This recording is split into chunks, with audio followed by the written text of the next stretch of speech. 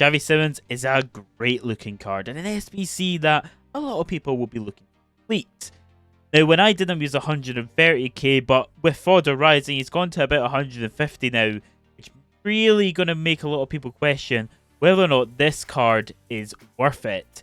After this review, I can say it kind of depends really on how you plan to use this card for longevity's sake, so it makes you wonder, what can he actually do?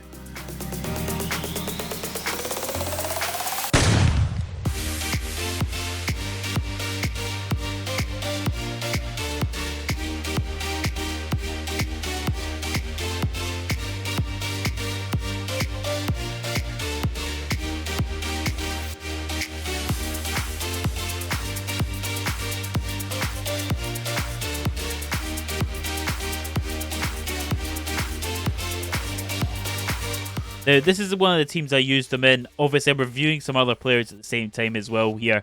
But Xavi Simons is a great card. 5'10", high work rates will put some people off, having that the high defensive work rate as well. Does also give him the option of being a box-to-box CM. I find his versatility is one of the best things about this card. He can play any position, really. Even defending stats are not that bad. Not against even trying him at DM. I don't know how well we do there, but with the fact he's 5'10", you do kind of notice that physicality. His stats-wise are fairly strong. His shooting was one of the things I was worried about, but I didn't really have an issue at all with his shooting. His passing is pretty decent. Physicality is a huge plus. He's obviously rapid as well, which is obviously a huge benefit. And the amount of playstyles this card has got is amazing as well. With the player plus trait, the technical one, if you're good at R1 dribbling, you will enjoy this card a lot. It's not something particularly I'm great at, but I did even found uses for it myself. So it's really going to be down to whether or not you can utilize that massively yourself. And in the team, obviously, you can see that I use them. I have a lot of big names in there. I did find the card disappeared a little bit when I put him into this team. The team I had him in previously, where he was a lot more of a focal point, I did find him a lot better in that team. However, this card is still very good, and I do feel like a lot of people are going to be doing this card may start him originally, but I think he's going to be still a good player to bring off the bench in champs games, 70-minute plus, to just bring someone else, add something different to your team, and you can play him in pretty much most positions as well, which is by far one of the biggest things for this card. His versatility is amazing. His dribbling is good, physicality he has is very good. He has great playstyles, and he does have good legs as well, being from the Netherlands and Bundesliga. Bundesliga right now is still a bit iffy, but that will improve as time goes on, as we get better cards. I found that his movement was also very good. I didn't actually include that in the writing there, but his movement was very, very good. You found him making a lot of deep-lying runs, which is imperative for your cam in this game. You need a cam that's going to do those deep line runs and be able to provide an extra kind of shooting option, really.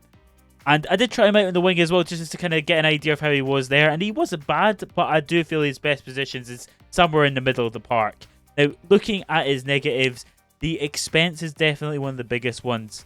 He's at a price right now where I feel is almost going to be more expensive than what he would be in the transfer market, potentially around that ballpark, which for an SBC, for an untradeable card, is a bit hit or miss. It really depends on how much coins you got, how much fodder you've got on that one, and the longevity sake of the fact that being able to start this card, if you're doing an SBC for 150k for a bench player, it's a little iffy. So really this comes down to whether or not you're happy with that loss, and that's where it kind of depends, whether or not you're willing to put up with 150k loss to have this card in your team. And he will add a lot to your team, right? He will add a lot.